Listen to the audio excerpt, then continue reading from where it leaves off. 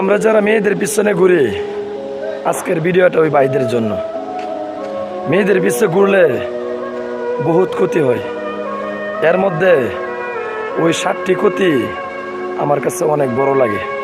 তাহলে আপনারা ওই 7টি ক্ষতির কথা শুনুন। 1 নাম্বার, সময় নষ্ট হয়। 2 নাম্বার, টাকা নষ্ট হয়। 3 নাম্বার, মানুষ জানতে পারলে সমাজে খারাপ বলে। 4, নিজের ব্যক্তিত্ব নষ্ট হয়। 5, নিজের লেখাপড়া নষ্ট হয়। 6, নিজের কেরিয়ার নষ্ট হয়। 7, সর্বশেষ নিজের জীবনটাই নষ্ট হয়ে যায়।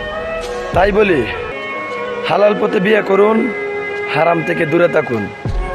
কেউ আমার কথাতে মন খারাপ করবেন না।